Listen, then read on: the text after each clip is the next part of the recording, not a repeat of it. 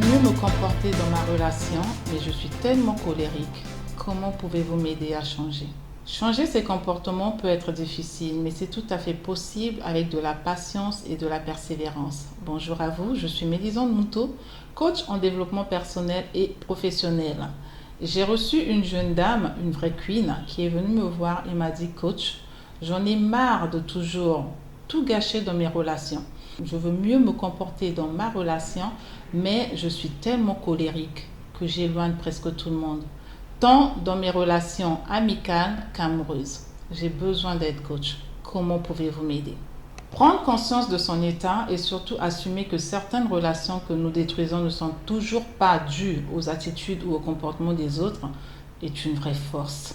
Dans mes sessions de coaching, je propose des accompagnements partant de 3 mois et plus, selon la situation à traiter bien sûr. Et pour ce cas, avec cette jeune dame, nous avons travaillé pendant 6 mois et je peux vous assurer qu'aujourd'hui, elle est devenue une meilleure personne, la meilleure version d'elle-même. Pourquoi?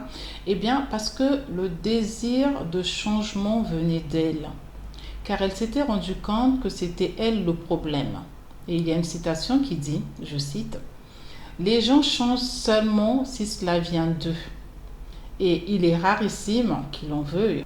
Et comme on dit, un changement, on prépare un autre. » Je me suis donné depuis un certain temps la discipline de poster une vidéo tous les vendredis et dans un futur proche, si vous le voulez bien sûr, nous pourrons avoir des lives afin d'échanger sur les thématiques basées sur la vie sociale, amoureuse, professionnelle, enfin sur tous les sujets qui nous permettront de nous épanouir au quotidien.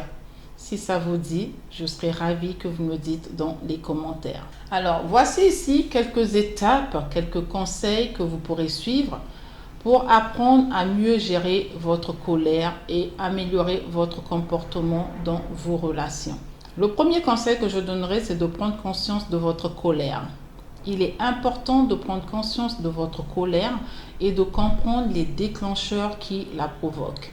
Je vous conseille de garder un journal de vos réactions et des événements qui vous ont mis en colère pour vous aider à identifier les chemins.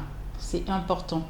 Ensuite, apprenez à vous calmer. C'est vrai que dit comme ça, c'est pas évident, mais pratiquez des techniques de relaxation comme la respiration profonde, la méditation ou le yoga pour vous aider à vous calmer lorsque vous sentez que la colère monte ou grimpe.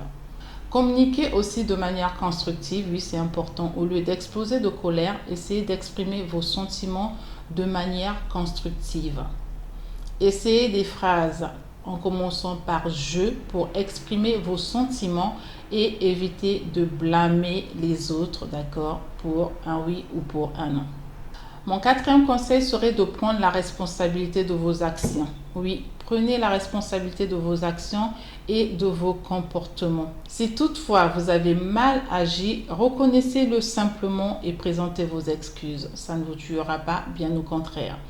Ensuite, cherchez de l'aide. Si votre colère est difficile à gérer, envisagez de consulter un professionnel de la santé mentale pour vous aider à apprendre des techniques de gestion de la colère et à améliorer votre comportement dans vos relations.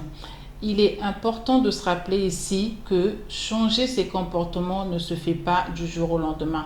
Bien que ces conseils peuvent paraître faciles, basiques, mais ça ne se fait pas du jour au lendemain. C'est un certain processus continu. Avec de la patience et bien sûr de la persévérance et un engagement envers vos relations ou votre relation, vous pouvez apprendre à mieux gérer votre colère et à améliorer votre comportement. Et donc, je vous invite ici, si ça n'est pas encore fait, à vous abonner et à rejoindre la communauté des champions et des championnes qui travaillent pour la métanoïa, c'est-à-dire pour la transformation de leur système de pensée. Alors, ça me ferait plaisir que vous me laissiez un petit pouce, d'accord, pour m'encourager et surtout à partager sans modération ces contenus que je poste ici pour contribuer à la croissance de cette charmante communauté. Je vous dis à très vite et d'ici là, portez-vous bien. Bye bye.